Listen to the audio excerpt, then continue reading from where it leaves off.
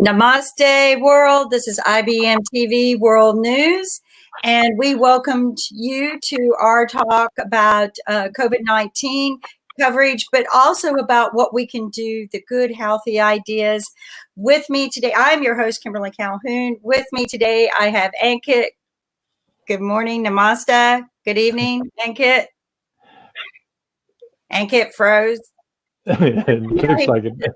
And Billy from Australia. Good morning, Willie. Good morning. Good morning. It's 1 o'clock. It's 1 o'clock. Yes. And how are you this morning?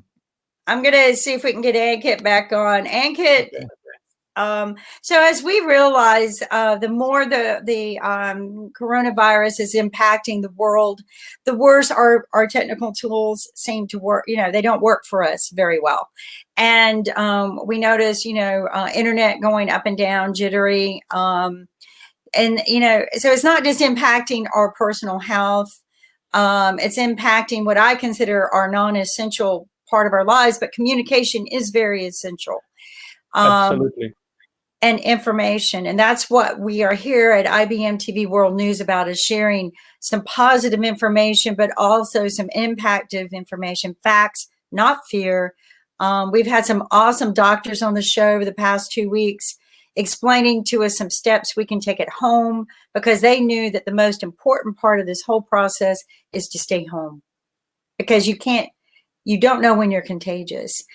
So Willie, share with us a little bit about what's going on in Australia and some of the things that have been happening this week as opposed to when all of this began. Okay. This information that I'm sharing with you is from the government website. And so just between yesterday and today, yesterday we had a total of 2,799 people that were contagious. Today, that number's gone up to 3,166 with a total of 18 deaths. And that was at 3 p.m. yesterday. And that's amazing. Like, the numbers just escalated. And one of the big things with this escalation is people are not adhering. We go out, and because we've broken work into essentials and not essentials. They've closed non-essentials, but essential is like childcare workers, people in the bank. That's still happening. So yeah, the big question is, if we're going to lockdown, how do we get food to the people, or to the elderly, or to the sick? That would be one place where we need to focus some of our attention on. So you mentioned something that we're all hearing, this word called essential versus non-essential work. Yes. I think this has become a new global measurement where they determine you're not essential today. And it hurts. It's very painful to realize that your work is not essential. It should not be taken personally. You need to realize that your health is more important than your job. I think this is a time that the government needs to step up to the plate. And in order to feel the same fear that we're feeling, they need to cut their own salaries. If they're asking us to cut ours, because what this will do is this will make them form a means for us to have a source of living, a source of income later, because there's going to be so many people without an income, so many people without a business. I read the stimulus yesterday. Not one part of that stimulus was for small businesses. Not one part. There were 3 provisions in a trillions of dollar stimulus for big corp, airlines, and big corp. And the stimulus, of course, is going to be backed by the Federal Reserve, which is what? Federal Reserve is not operated by the government. It is operated by officers of big corporations who get nominated in. You can learn about this on one of our TV shows called The Federal Reserve Visits with Nick and Kim.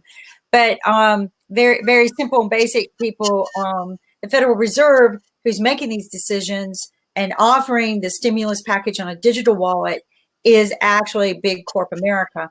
But there are 3 provisions in the stimulus. I haven't read the full stimulus yet because it wasn't really available complete yesterday. I kept trying to get it open. But the few parts that I could get, it shared that They were going to give big corporations billions, like $340 billion worth of loans, access to loans. The airlines are going to get that. Then there's another package for them to get as much in grants. So now these big corporations are going to get access to loans that we don't normally get and to grants. So there, and then there's one part of the stimulus that scares the bejesus out of me. It's called evacuation. But who's it really for? It's $324 million for people to evacuate, I think. And I think it's for our government officials to evacuate.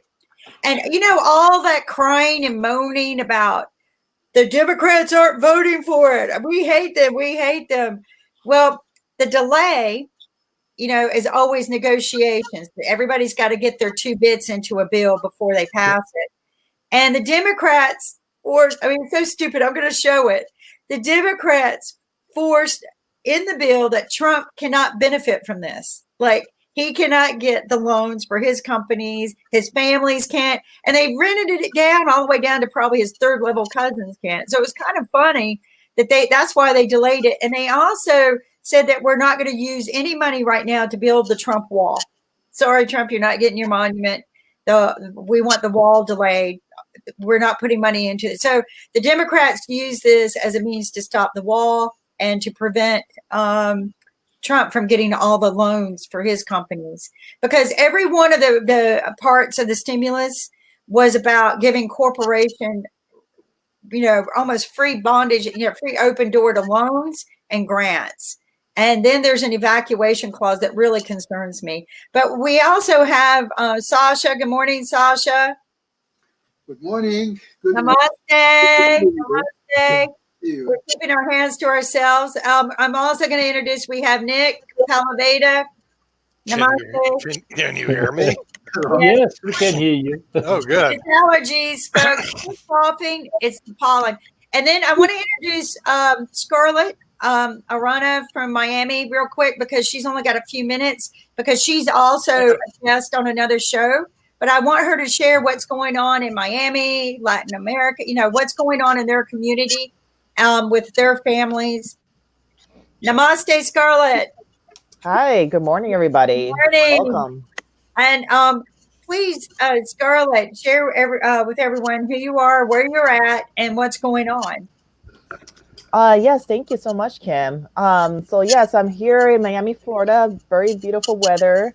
Unfortunately, as you know, we've all been indoors. I'm talking to you live from my house, and so I'm also we're actually one of the mentors here at the Blockchain Center, Miami, and I'm also a mentor here at the Miami WeWorks Labs. So that's what that is, and that's basically for the area of startups. So just to put a little tidbit, because on the topic, we are the Blockchain Center. There's actually 2. The first one is in New York, and the second one is here in Miami, done by Nick Spanos. And so if you ever watched the documentary Bank and Bitcoin, it gives you more of a reference.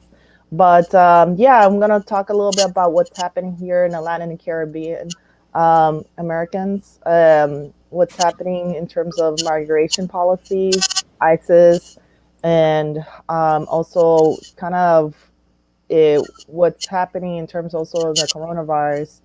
And a little bit because of my background, I'm also a geospatial scientist who specialized in GIS, and what we're doing is basically helping epidemiologists who are in public health, learning mass adoption to a new type of technology. So there's a lot going on. That's kind of basically just what we're working on today. But today I really want to emphasize more of the Latin Caribbean perspective of what's happening, how is this affecting other sectors, especially in the economy. Oh, and Scarlett, that's excellent. You know, something that you're a specialist in drone flying too, That's and correct. I want to I want to ask a question here about that, as well as we're going to talk about some of the impacts that and concerns that the LAC community has and what's going on in Miami. But could we use drones to help us, you know, do things that we're not being? Can we get the drones out there? Actually, yes, that's exactly what's happening. You know, it's funny because I'm in the emerging technology tech sector, and what that means is everything drones, not just aerial drones, but even robotics. So what that means is robots are actually shipping uh, medical fulfillment packages to areas are not able to go, and they're actually using drones to carry packages to other areas quickly and effectively. So this is actually the new age, the age of pod TV, spatial computing, drones, robotics. We're just accelerating because of the need of what's happening globally.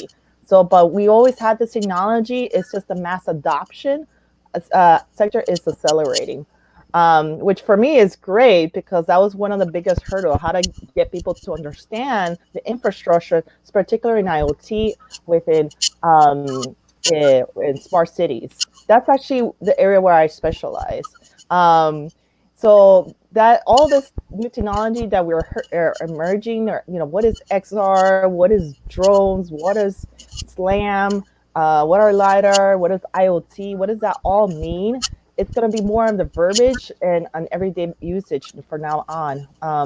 Just like Pod TV or even Zoom, Zoom, as you know, has been the main media choice for most who've have never done conferences before. So it is it's the dawn of a new age, definitely. But in terms of drones specifically, yeah, so for medical fulfillment, it has been a necessity, especially places like in New York. So everything from delivering medication to respirator to blood. So think about that. So that's really the main uses, is mainly used in urban dense environments. Yeah, I mean, and it has to be. Nick, you got a question? No, I was going to make a comment to share on Zoom. Zoom stock is up 50% when the rest of the market is down, because the thing is, there's a lot of internet-based stocks that actually went up during this mild recession or whatever is going to happen. But I have a couple of things that came out. One, on Social Science Research Network, otherwise as SSRN, did a study similar to what I did empirically. I told people several weeks ago on IBM TV that the warm climates tend not to have coronavirus. According to their study, 90% of the coronavirus cases are in cold climates, not warm climates, only 10%. But it's a non-vetted study. It's done by 2 PhDs at MIT. It's on the internet on Social Science Research Network, which is the largest depository of academic journals in the world that no one hears about unless you're in academia. Then you go to ssrn.com and you can study what's going on in the coronavirus, which I find interesting. I have another theory. Since my theory was the warmer climates, now it's backed by a certain amount of academic research. I say a certain amount, it has not been vetted yet. My theory is that Florida will become the epicenter of deaths in the United States, not New York. Now, I know, Scarlett, you live in Florida, but here's the reason why. Florida has an interesting demographic population. 25% of the population is over age 65. It's the oldest state in the United States. I mean, a lot of old people are there. And 190 flights a day go from New York to Florida. Okay, well, this doesn't take, just start connecting the dots. New Yorkers fly to Florida. They contaminate the Floridians. The Floridians are in that older age group, and they die. Okay, so the thing is, the death rates will not take place in New York. They'll actually take place in the state of Florida. Now, that theory that I have, and it's a theory, will not be made known for another 30 days. So I just put it out on IBM TV. It'll be buried in our internet conversations that we have, and people want to go back and look at it, you can, and then you'll see, oh, wow, all of a sudden Florida becomes the epicenter of not the coronavirus itself, but actually the death rates, because New York has a younger population, so do a lot of other states. So we're going to take a look at that. Now, in the stimulus bill, we have been following the stimulus bill. It's right now going before the House. I checked, it doesn't look like it's passed yet. But here's what we're doing on April the 8th. We're having a special webinar on the stimulus bill at 1 o'clock Eastern time. So, but but only by invitation only, that you can go onto it, Kim, because it's a GoToMeeting format. It's a GoToWebinar format. Okay, Max is running it. I'm not sure if we can stream it, but the thing is, it's by invitation. So you have to you email us, Nick at IBM TV. I can get you an invitation if you want to go. We started announcing it yesterday, but on April the 8th at 1 o'clock, we're going to go over the stimulus bill and see what's going to be in there or not. It should be passed by then and signed by then. Like I said, it's before the House today, and probably if it gets passed by the House, it'll get signed. And we got to find out basically what's in it. It looks to be very large, $2 trillion, which is a lot of money. You know, the people in Canada have never seen that much money, and we have more. It's twice the economy of Australia, but we're the United States. We spend money very freely here. $2 trillion, what's that? But it's going to have a ripple effect on the economy, and it has some very interesting provisions that we've never seen before. And so we're just going to, like I said, we're going to dissect it and take a look at it by that. I got a whole team in Salt Lake who are doing that. So we'll have it ready by April the 8th so we can find out what's in it. But yeah, they got Trump can't build his wall. So they did put that in there. Yeah, the thing is, I think it's the people in Mexico really want the wall now because they want to keep the Americans out. See, the real problem is that they don't have many coronaviruses down there, and if we keep going down there, we're like I kept saying, hey, I'll go to Cancun. There's like no coronaviruses. Well, do they really want Americans down there that possibly are infected in a country that has very little?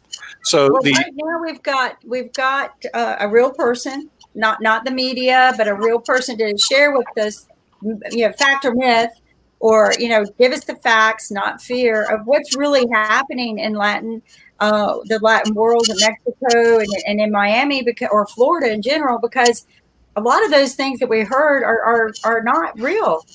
People are getting sick in the warmer environments, and this was my fear is that we've given false illusion to people.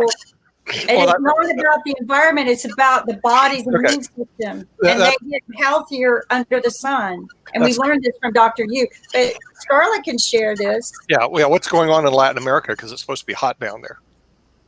Scarlett? Definitely want to recommend both. So I work a lot. My background is in actually GIS. So this is the main tool, Geographic Information Systems, what epidemiologists use to study epidemics and pandemics as well, to see how this is going to affect people and diseases. So if you look at some of the spatial mapping or GIS data, what it actually represents is how the spread is making. So no, that is a misconception. People in Latin and Caribbean are being affected. The biggest dangers is actually miscommunication. I think what's happened is that there's a lot of people that have this assumption that, let me go to a warmer climate and be less likely affected. No, it has to do with what everybody's been talking about, flattening the curve. Now, this is the main tool that the epidemiologists are actually trying to discuss about how well is your healthcare system. As you know here, one of the main reasons why it's spreading much more quickly in the United States is because, unfortunately, our current administrator didn't receive actually did the processing of what to do when there's a pandemic that it was in place by the CDC. I'm sure you already have discussed this. So, for instance, it didn't close the borders in time between Europe and United States. So that caused such a domino effect. Now, what the GIS information system is showing is that there has been an increase of spread in the Latin Caribbean. So yes, there are people who have COVID-19 in Mexico. So don't think I'm going to be safe if I go to Mexico. That is a misnomer,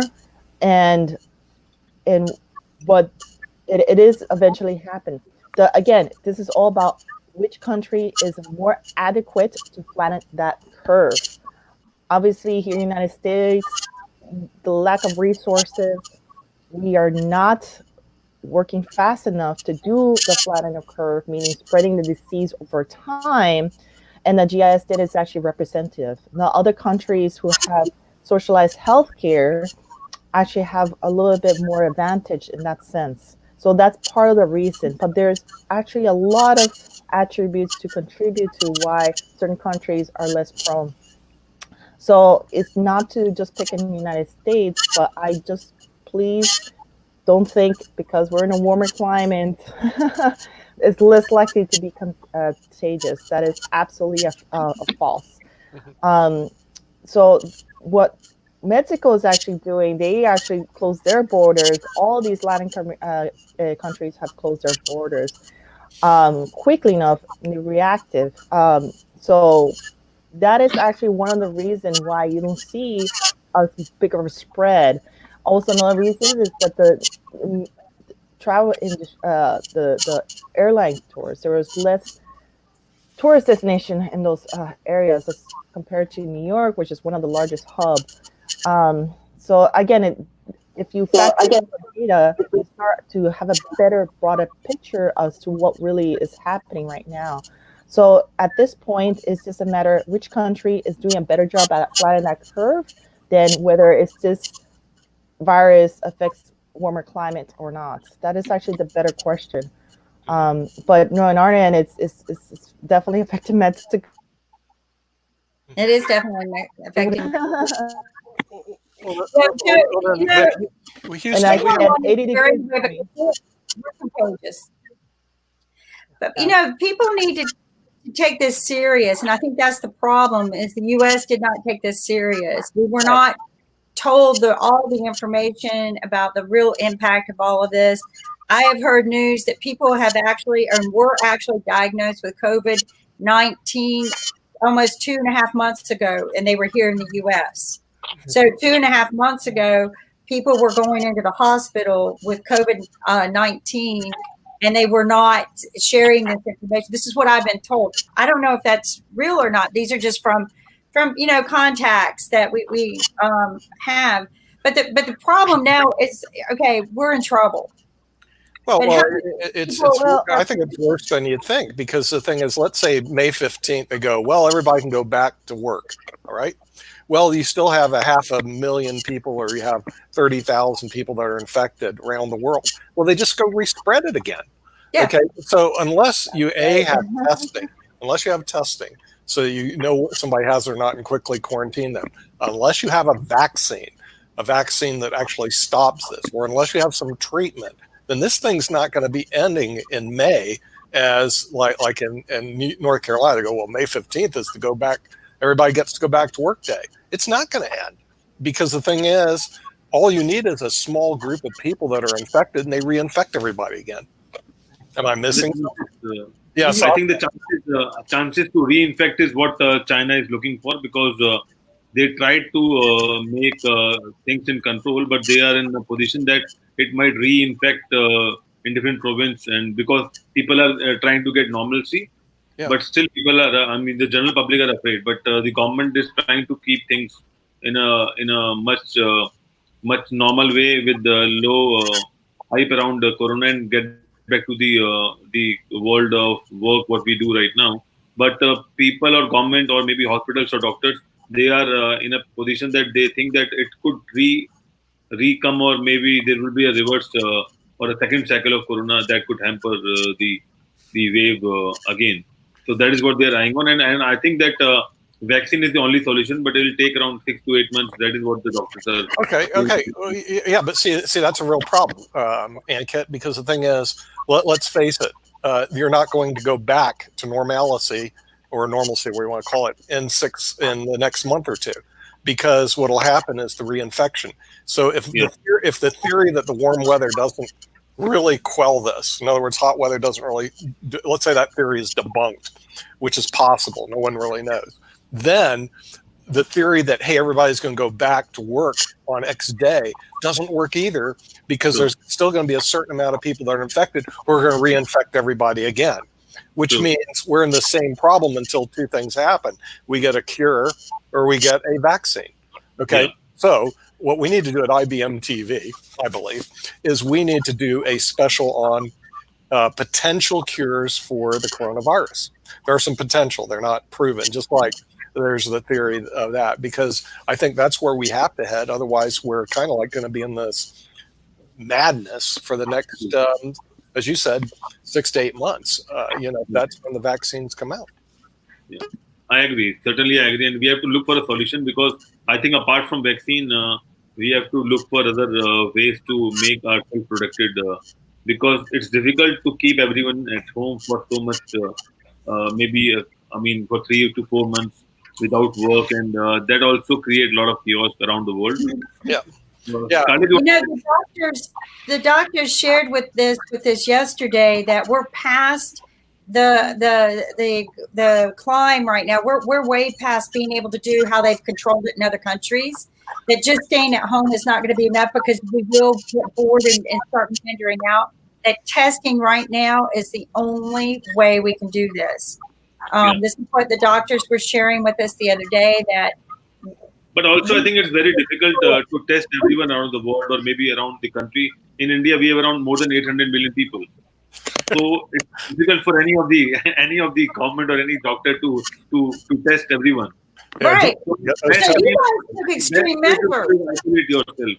That is what we can do. And if you follow the global news, then that means that people in different parts of the Europe also, they are now trying to isolate because they didn't take it seriously, and now everyone trying to isolate, because it's difficult for each and every country to arrange so much amount of vaccine for so long, because as you know, the symptoms could come after 2 weeks.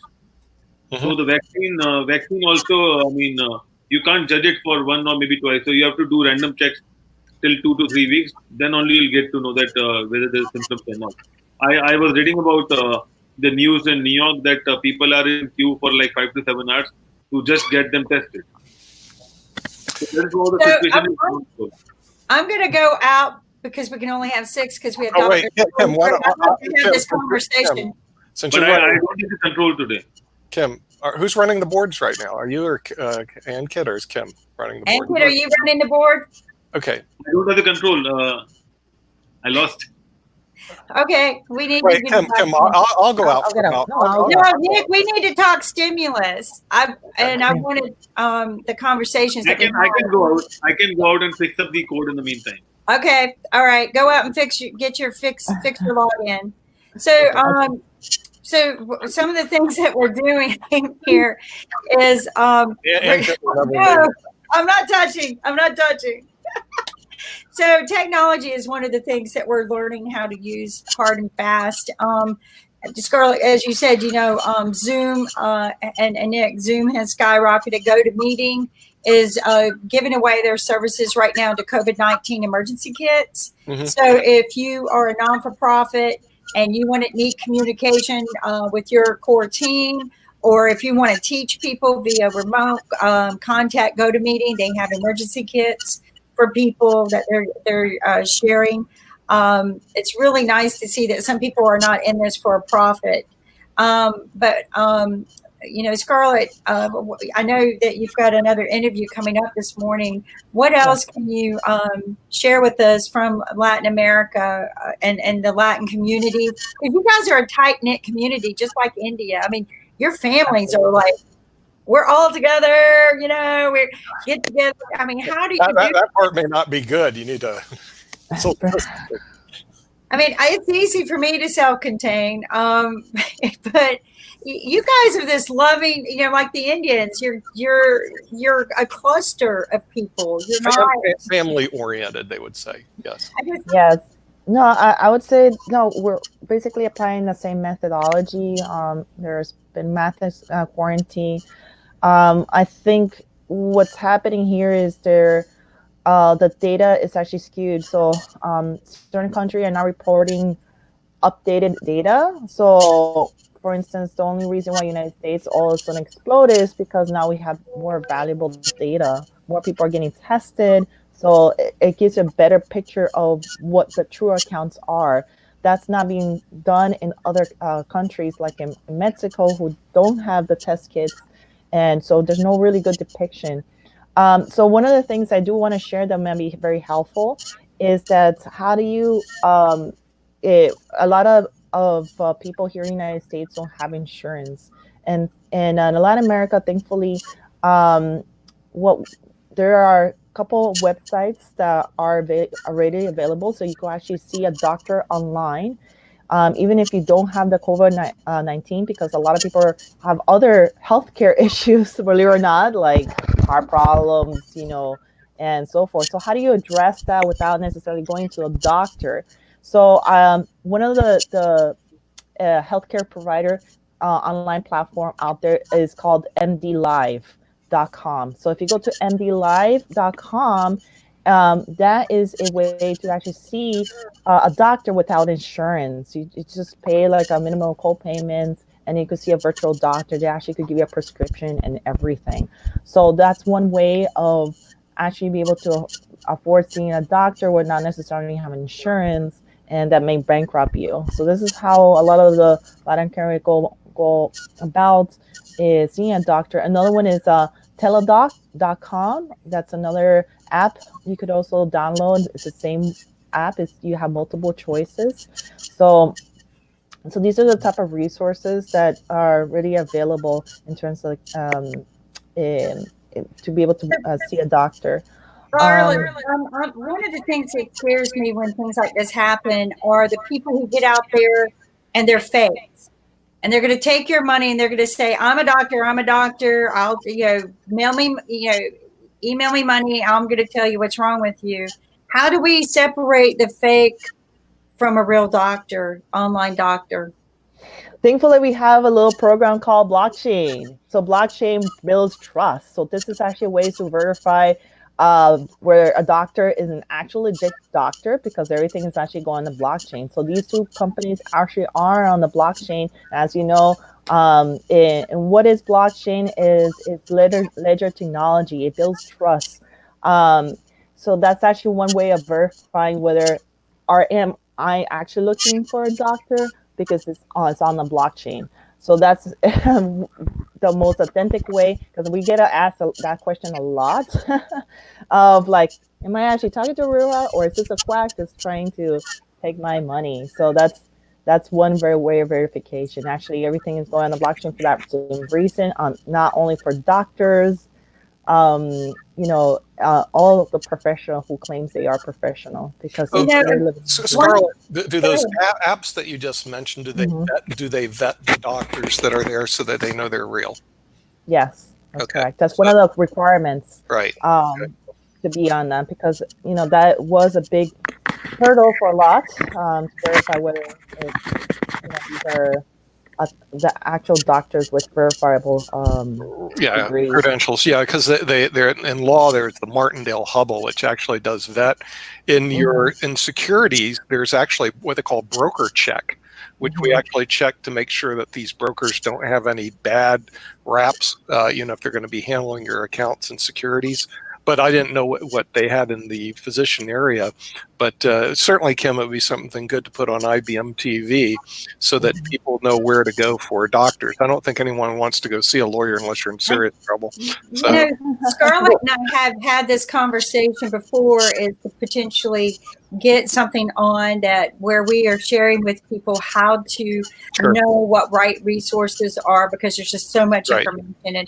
And Ankit brought this up the other day. How do we separate the liars from fact from the fiction? Sure, right, because there's a lot of scams that start popping up when these opportunities come up, and we've seen that, or people that have these fake test kits. They really don't work.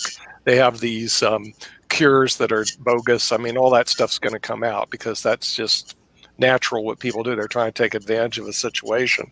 But what we need to do is find the legitimate sources. And Scarlett, if we can put those on our website, then it'll help people to get to teledocs. Right? In other words, do things. Teledocs. Yeah, right. Because and my doctor, I meet her physically for my asthma, but really we could do it all on the internet. Now she's moved toward an internet-based, I can't say you can do it all, but you can do a lot through. Yeah, because there are some treatments that cannot be done at home. That's what I'm saying. You like can't. There are certain have to be done at a facility. Yeah, you're right. There's certain tests that you can't do at home, but there's certain things that you can do that you do not need to actually physically come in. And my thinking is you're going to see a lot more movement toward doing things virtually as much as possible before you have to do things on a physical basis. But to see that there's technology being used, I think that Amazon needs to go to the point where the drivers go out to a house and they can deliver what's needed packaged by drone from the truck to the house. We've been talking about this for quite some time. I think now is the time to put that to use. Because we don't want our drivers. We want delivery of things, but we don't want our drivers to get contaminated. Right. But also, Scarlett, since I have more questions on these apps, because I think that those things would be very vital going into the future. Do they work internationally? I mean, Sasha's up in Canada, Willie's in Australia. Do these doctors sign up for the app internationally, or is it just located in the United States? No, this is global. Those two apps is actually from that's what the Latin Americans use. Telehealth is what they use here in the United States. Telehealth, okay. But you be very mindful. This is more of a consulting as opposed to diagnostic, which is what you are trying to distinguish. Understand? A consulting is exactly that. A diagnostic is somebody you really have to go to a professional, which they would just tell you if you need blood work, you would have to go to a center. So this is exactly what that is. It's a consulting. Apps, and that's what telehealth is. And telehealth does the same thing. They're consulting. So they can't necessarily replace a diagnostic tool. Right. Yeah. Because the thing is, I just realized when I go see my doctor, we do certain tests, and there's no way I can do those virtually, at least right now. But the thing is, in terms of consulting, certainly you can do that, and I think it will help our viewers, because usually they want the consulting first before they go in for the diagnostics. And going into the future, I think you're going to see a lot more of the consulting being done online, and then the diagnostics being done if the consultant goes, hey, you're in really bad shape, you really do need to go see somebody. Okay, so this way they can do a lot of it on the internet. Okay. There'll be a lot of good things that are coming out of this, like the rapid test kits that will eventually, we can use it like a pregnancy test, but we test our antibodies at home in the future to maybe make ourselves healthier for another day, not just protect us, right? Yeah, actually, you just top in a very hot topic called biotech. That's exactly a home kit diagnostic tool. So that's the whole field of biotech. There's actually been numerous startups that are addressing the same issues that are coming out. Too many to list, but definitely I would recommend. So the whole field of biotech has more of the delivery service. So you're going to start seeing homemade biometrics, scans, and there's a lot you can do at home, believe it or not, and not necessarily you have to go to a diagnostician. But that is the future, and it's going to only accelerate within a couple of years. Yeah, and I agree. And Scarlett, thank you so very much for joining us this morning. I hope that you come back and maybe even help me start another show where we could talk about all the positive technologies and sciences that we can do with this. And move that into a different show, because that's positive, that's moving us forward, and maybe get people engaged in that conversation while they're staying at home. We hope everybody's staying at home, and don't watch TV and get bored. There's a lot of educational classes out there, right? Exercise, we've been talking about doing some exercising at home and get some sunshine, but people don't be flocking to Miami. I think our advice is, please stay home, get well, and come to Miami when you're well, and after the epidemic.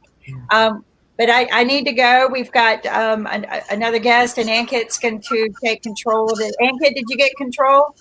Yeah, I get good. Okay, so Ankit's going to take control, and I'm going to bow out as well for a minute and let the show go. But thank you, Scarlett. Thank you again. Let's all work with trying to flatten the curve. So that is the key here, flatten the curve. And thank you, Ankit, for for having me on board as well. Thank you. Thank you, and we'll see you later, Scarlett. God bless you. Thank you, I'm Scarlett. just working with you. All right. So we have another guest, Dr. Tulla. Thank you for being patient. Good morning, ma'am. How are you? How are you, Kimberly? Very good. And how are you, Ankit? All well? All good, sir. All good. Just waiting for So the guidelines. at home only. I hope you are contributing to the whole thing and staying like a nice boy at home. This is what I love about the show. Everybody knows Ankit. Because the problem is he is the youngest of us all. So the chances of him flouting the rules are more than us. That's true. I am a very honest and a very obedient boy or a man basically, and I am at home since a week. I have a daughter as well, so I'm keeping everyone safe and at home.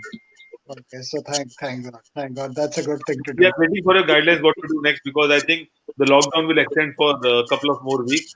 That is what the news is, and also people in India are afraid that what happened at Bhilwara and what happened in Delhi due to the community spread out. The coming 2 weeks are more critical because of the symptoms will start growing up in India as well. And you know that a lot of people are traveling from metros to the hometowns by walking 500 miles. So there are a lot of things going on in India as well. So what do you want to share about? Let's. I was hearing the conversation, so I'll go one by one.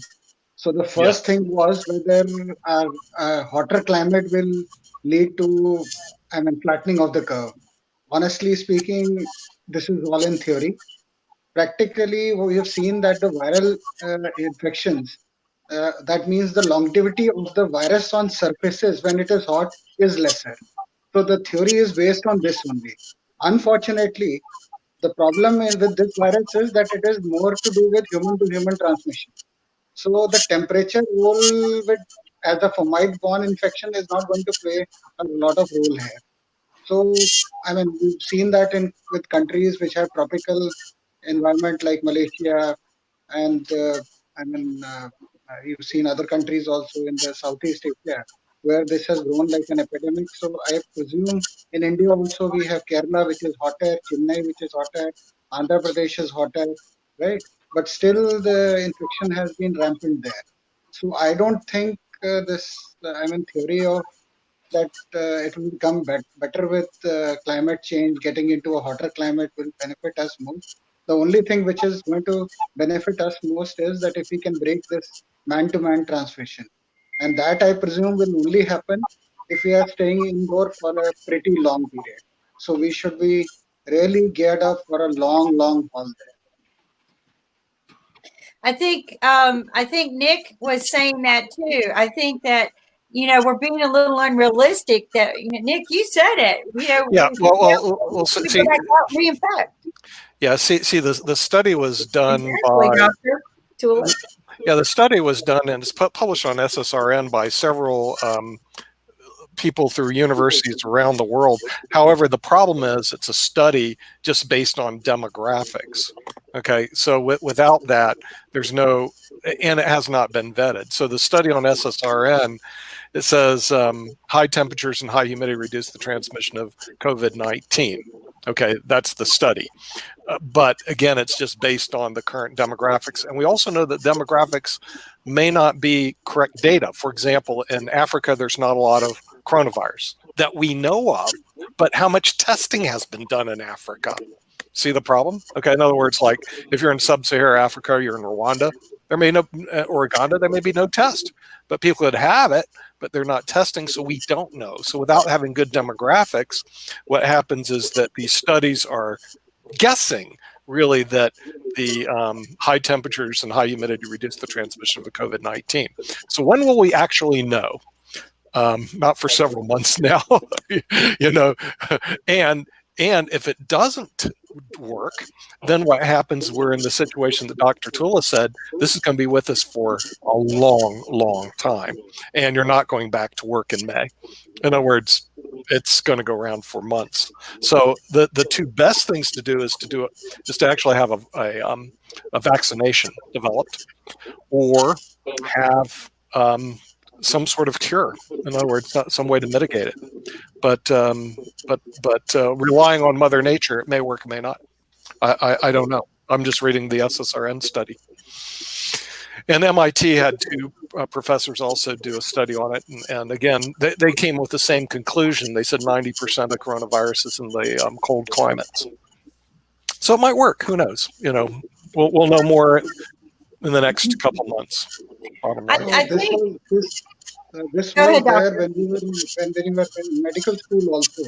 So it was practically taught to us that viruses are in colder temperate climate. But unfortunately, the trend has been changing. So now we had influenza breakouts also. SARS was there, MERS was there. So I don't think this. I mean, in today's era of globalization, this doesn't hold true. This was there when people were not interacting or flying from one zone into other. So last 10 years, the demography has completely changed. So the crux of this, theory itself falls flat on its face, because apparently these were basically propagated at a time where the boundaries were very distinct, and nowadays the boundaries have become indistinct because people from one zone are flying into another zone, and ultimately they are carrying infection along with them. So the diseases have also changed, their contour has also changed, and unfortunately their invasiveness has also changed. And you know, some of the things that we've been talking about too isn't just the impact of how it's impacting our health. I mean, you are in containment yourself, right? You've contained yourself to protect others as well as yourself. But what are some other impacts that you're seeing in your industry trying to help people? And what can we do to help the doctors and physicians and surgeons to make your jobs easier? So the first thing we should be now doing is that we should have that philanthropic aspect into our lives. As doctors, we should now, I think now is not the time to charge people for consultations and all. So I presume that is the first thing as a responsible doctor we should be doing. At least in our country, we should try to do that and practice that. We've been propagating it all across with our community that we should not charge anything for consultations, because now is the time. Now is the time where our two traits of character will stand out. Fortunately, we've been blessed with a kind of, we're not that hard pressed on the monetary front. So we can afford to do these things at this time. So I think the first thing we should do is to set out guidelines with all our colleagues, form self-help groups with our colleagues, and try to be as accessible to people as possible. That is the first thing which all our doctor fraternity all across the world should do. So it's not a kind of sermonizing, but I would request all our doctors all across communities, all across nations to follow this DCAT or a request.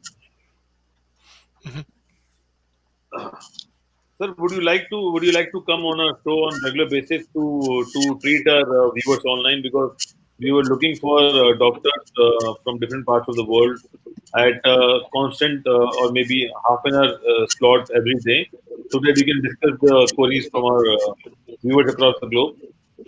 So I would gladly do that. That's not a problem with me. The only thing is what we will be only be able to tell them or guide them, because unfortunately treating is not an option online. So the only thing which we can do is we can, allay their fears or try to, give them some kind of psychological or moral boost support. That is what we can do. Actually, medicine can also help in this scenario, because some people, more basic diagnosis can be done through medication. So the problem again, see, Ankit, today the government has started collaborating with the private players. You saw it on national TV also, that many of the labs chairpersons or the managing directors came on board and told that the government is trying to, get them on board for testing. But unfortunately, again, they've put a price cap of around 4,500 Indian rupees. That makes it approximately, I think, somewhere around $60-70. right? If I'm not wrong. Mm-hmm. Yeah. So then the challenge is that there are people who are, I mean, the middle class and the upper middle class will be able to get tested if they have the reasonable number of kits available. But what happens to the poorer class? Yeah. So, and the majority of Indians are poor. Mm-hmm. So apparently we are in a very, these are very testing times for us. And honestly speaking, it is very difficult to, the lockdowns can continue till whatever we can, but this is not the way out. We'll have to find some other way out, maybe a kind of, graded herd immunity or something. Something has to be different. We'll have to think out of the box on this. This is here to stay and it's not going anywhere. Unfortunately, that is the reality which is facing us. And due respect to all our politicians and our people who are devising policy, I really don't think they're still looking at it straight in the face. Mm-hmm. Yeah, and there's some things we might be able to help them with on IBM TV and Kit. In other words, and even those apps that Scarlett mentioned may be helpful for people because like Dr. Tulla said, the people that can afford to go see doctors will pay and go see, and the ones that can't won't. And we have the same problem over here. There's 30 million people that have no health insurance. So 30 million. Wow. Yeah. So the thing is, we have the same problem over here is that access to medicine becomes a problem. And around the world, it can become a very serious problem. The internet can help solve a lot of them because there you can, like I say, ask and answer basic questions, but you can't diagnose them. Like Scarlett said, you can do consulting, talk, but no diagnostics, because ultimately, if they're in trouble, you're going to have them go be tested somewhere. But even testing becomes a problem because, over here we have a problem because we don't have the test kits out. So the doctor goes, well, we'd love to test you, but we can't. We don't have any test kits. Well, and now it's a matter of getting the test kits to the people who really need it. We know that testing is going to be the way that we flatten our curve at this point because too many people are panicking. Yeah. They're not staying home. This is a message that other countries have been trying to give to us to please stay at home. Don't panic. Get your facts right. Take care of your family first. Mm-hmm. Take care of yourself first. Distancing, washing, cleaning, being clean, washing your hands properly, washing your surfaces, distancing. There's so many things that we need to be heeding at this moment and not contaminating the rest of the world. We learned that wearing the mask isn't just about protecting yourself from the germs, but protecting others from your germs. So there are just so many things that we need to be taking just into common sense practice and be careful about the messages that we're hearing from the rest of the world. Like, don't just go to any online doctor, especially don't pay any online doctor. There are apps that sort them for us. Nick, you're our financial wizard and expert. What are some things that are happening in the world that you see that you can share with us here with the board this morning that's happening to the world? Well, currently the Dow Jones is down 863 points, in case you didn't know. But the wild ride continues, even though there was a $2 trillion stimulus package that's going before the House right now. Now, if that $2 trillion comes into the system, it's going to basically flood the United States with tons of money, which then washes out everywhere. But it still has to pass yet. We're going to do a special show on April the 8th at 1 o'clock Eastern time on the stimulus package. And we're going to have some special guests to discuss the stimulus package on April the 8th. And that's big because it's not just the coronavirus pandemic. There's an economic pandemic that follows this. And I'm not sure how harsh it's going to be because just realize there's a certain amount of what they call acceptable mortality statistics. out there. For example, in the United States, 5,750 people a month die of opioid overdoses. 5,000 people a month, 40,000 people a month or more die of heart-related diseases. So we have a certain amount of what I call acceptable mortality statistics here. The question I'm looking at is, when will COVID-19 become a acceptable mortality statistic in the United States? Because the problem is, like they say, well, let's everybody go to work, or everybody goes back to normal here on May the 15th.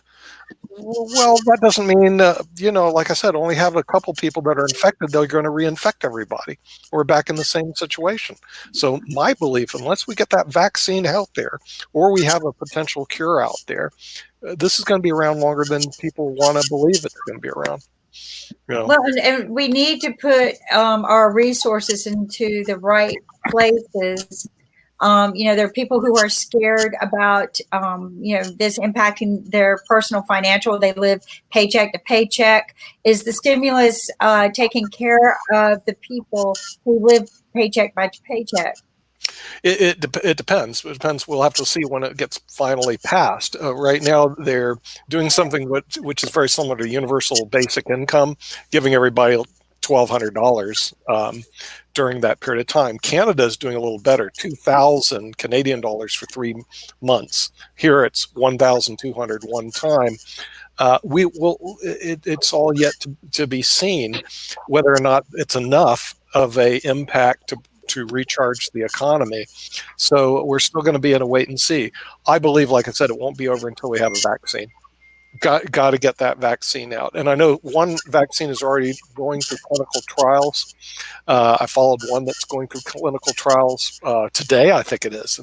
And so the sooner we get a vaccine out, the better. Australia, where you're at, mate, actually, I believe, broke down the code. So they actually have the code of the coronavirus, and they shared it with the rest of the world, actually the scientific researchers, to basically figure a vaccine out that would actually work. But absent a vaccine, this thing's not going to go away. Nick, I was reading, the pluses and the minuses of all of this going on and spending. A lot of people lost their money in the stock market. It seemed like as our infected rates go up, the stock market goes down. But there were people who actually made a lot of money in the stock market, like we were talking about. But are there ways that we can start protecting ourselves right now financially, globally? Because, some people we're listed essential careers, non-essential careers. Stay at home if you're non-essential. You go to work if you're essential. So how is that fair to people who need a paycheck? I mean, they're in trouble. I mean, there's no question about it. The thing is, if you're relying on a paycheck, what we're going to see in April is huge, and we're already starting to see it. And I predicted it several months ago. Huge unemployment is to follow. And already, I think unemployment claims were at record pace, and they're going to go at record pace for the next 30 days. And this is going to have an adverse effect on the stock market. If somebody want to know what you should do, you should be in cash. I mean, bottom line, because even though the market had a slight rebound due to the stimulus package, Wall Street reacts emotionally. You'd think the market is all based on trends, and everybody does technical analysis, but that's not really what happens. It's very emotional. And one thing that's emotionally damaging is the unemployment statistics, which the data I'm seeing are going to go 8%. Some say as high as 30%. Okay, in the next 30 days. What does an economy look like with 30% of the people out of work? It doesn't look too good. And Wall Street will reflect it. So the next 30 days are going to be very crucial here. So if somebody asks me where it should be, either in real estate or cash, what about the market? Yeah, what about it? It's like it's going to bounce up and down like a yo-yo. And I don't see it going up. I see it actually going the other way. It'll go up when the stimulus package gets passed. Remember, it's very emotional. We got $2 trillion, That's going to turn around and go south. We got 5% of the people out of work. Now we got 6. Now we got 7. Now we got 8. Now we got 10. 12, 20, 15 records. Okay. And it's very emotional. And so you're going to see that the unemployment's going to skyrocket. The patch is the stimulus package. We're going to give you, a certain amount of money. A lot of people are going to be on unemployment for the next 30 days or until their unemployment benefits run out here. But this is what we're going to see. Yeah. Okay. Yeah. So can I ask you a question that, when you talk about unemployment, what kind of people are laid off? What kind of skills they have? Okay, if you work in the restaurant business, okay. Because in India, what's happening is in India, what's happening is that government. Yeah. Government is hiring a lot of volunteers. A lot of people for part-timers because we need a lot of volunteers at this point of time to feed the whole country. So we are looking for volunteers. Yeah, well, the thing is that you can do takeout, but the restaurants are basically closed. The airline industry, okay, they're flying planes. They're called ghost planes. 5 people are on it. It's a huge plane that holds 200 people. 5 people are on it. The airline industry getting killed. The hotel industry, they're closing it down. They're closing down all the what they call non-essential industries. I'm worried about the construction industry because I'm hiring a couple of people to do some work, and I'm going they may not be able to do the work. We don't know yet. If you're teaching, all the schools are out right now completely. If you're I heard USA teachers are teaching online because all my nephews and nieces they are doing online classes. Yeah, all schools are open with university. They're doing a lot of teaching online. Where I teach at Northeastern University, I've been teaching online at Northeastern University for 10 years now. Okay, so our programs are going to continue probably this year because the Northeastern University programs are online. So it doesn't affect Northeastern University, at least a lot of the departments like where I am at. But some of them it will actually affect where you physically are showing up. Those departments are running into trouble, and a lot of the universities have closed down. So you can't go to university, at least physically anymore. You got to go online. So like I said, we're seeing this, but with all that being said, there's some good news. Pollution is down. Okay, where you guys are at New Delhi, watch. The pollution will start going down. In other words, all of a sudden, LA is clean. Venice is clean. So, hey, look, there's some good points to this, is because it's clearing out a lot of the pollution that exists in the world, so you got to look at it that way. I think the key thing is to make sure people have enough food and water, which even here, which shocked me, we go shopping for 2 things, milk and eggs, and we're out of it. For whatever reason, people buy all the milk and eggs. 3 things, because what Willie just said, toilet paper, milk, eggs, and toilet paper. Apparently the 3 most big things in the world we're out of, and we got to be careful. What in in India, what is the one thing that you have ran out of? Is there something that you guys have run out of besides patience? So I think we are in safe hands, as Dr. Tulla mentioned, that we have maintained all those things which is required to run the country, and the government is very supportive to the doctors. And we are also creating a task force which will help each and every town, city, state as a volunteer, so that no one will sleep empty stomach, and we have enough medicines and enough facilities available for each and every person around India. Not only Indians, but people who are visiting India and they're stuck in India. So we are trying our best to do it. And also, a lot of state governments are hiring a lot of part-time or maybe people who are not who doesn't have a job right now, because a lot of people are coming forward to take care of those voluntary jobs and helping the system to run. Because to manage people with more than 1 billion population, you need a lot of maybe around million of people to manage those things on 24-hour basis. And also a lot of organizations and NGOs and other associations are coming forward to build those systems and helping and maintaining the protocols in whatever the government is trying to suggest. Our army is on alert because they are the ones who mostly suffered whenever there's a crisis in the country, and they have stopped all those leaves and vacation for next 8 to 9 months, and they're also helping people the way they can, because to manage a billion population you need a lot of task force, and that's why I was asking you that, because people who are working for government right now, they are getting insurance, they are getting the daily wages payment as well. So people who don't have a job, they can work on all these jobs, because I was following the New Orleans governor's speech, and the governor said that they have enough masks, but they don't have enough people to run the task force.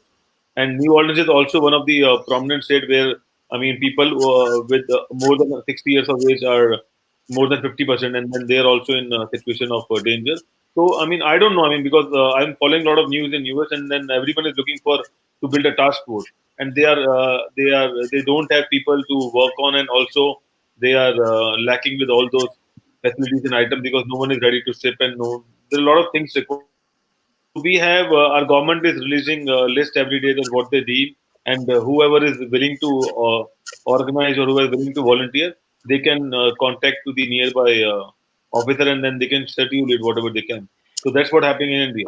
So we are trying to reunite again, instead of whatever differences we have, but still we have to unite and run against this virus, which is very egoistic. That is what I can say right now. But Dr. Tulla will add points, what he thinks. Basically, the whole thing around is that we're expecting, I mean, time to basically, I can say that, bail us out of this problem, because I don't think, honestly speaking, anyone has any clue what is going to happen next. Because the only thing what I presume is that over a period of time, I mean, we will never be able to, implement stringent, I mean, you can say quarantine for all the people, or so virtually herd immunity is going to take over. It's going to take months and months for that to happen, but eventually that is the only way out of all of this. Because presumably, even if we say that we are going to, tide away the crisis, as Nicholas also said, there is always a chance of reinfection and all that going again and again. The only thing is the immunity has to be strong against the virus, and that over a period of time eventually will be. By the time, we will be expecting the vaccine also to be there. Now, what is the effectivity of the vaccine going to be? How much effective is it really going to be? That is all guesswork right now happening. And about the treatment, of course, people are onto it, but it will take time. It will take time, and we just have to bear this moment out. We have to be strong with ourselves. We have to help each other out. And in fact, countries have to help countries also. So the countries where there is who are low on manpower, maybe the countries who have good skilled manpower can lend them these resources so that they tide over the crisis. So a country like USA, maybe Indians can be of little help to them, and if they are open to taking help from us. Mm-hmm. Yeah, and the vaccine. Let's imagine the best case scenario. And I don't think anybody's done this yet. That we developed a vaccine as of next week. Let's say they did. Okay, how long does it take to manufacture and distribute the vaccine to 7.8 billion people? There's a big lag time, because first of all, you got to develop the vaccine. In other words, you got to produce it. Then you got to distribute that. So no matter how we play this game, this is going to go on for months. Hopefully, I don't want to be the bearer of bad news, but basically it's going to go on for years, because of the real problem that we just see. Okay. First of all, I don't think they're going to have a vaccine ready next week, but even if they did, then who's going to produce it? Well, that's where India's good at. You guys are good at producing things. Here, produce, but you got to produce billions of them. Well, that's going to take time. Okay, so you rev up and you produce billions of them, then you got to distribute billions of them. That's going to take time too. So even if we do find a cure in the next couple of months, okay, a vaccine, you still have you have a production and distribution problem that is not going to be solved in a week or two. So, Kim, this program, because we shifted a lot of our program at IBM TV over to the coronavirus, I thought, well, 30 days, 60 days, and this thing will be over. I don't think so. Sorry, Charlie. This thing's going to be with us longer than you think, because even if the solution comes down, we have other problems that have to be broken down, and they haven't even. I don't think they even thought of how we're going to actually implement that. Now, one way. I think the other way that maybe we get some news from China that how to fight and how to stay active, because China is back to the normalcy. That's what they are. Telling to the whole world. So there must be something which they are doing right, which we are not following, or maybe they will end up sharing their stories. Well, I think in Canada, where Sasha is from, they stay away from people. Canada is a huge country, second largest country in the world, and no one lives there. Okay, so the thing is, they have plenty of land to spread out. And if you think about it also, if somebody has food and water, they can stay in their place for a long, long time. So some of the key things to make sure that the food production and water production still is maintained, then you could actually stay in your house, watch IBM TV for 8 months.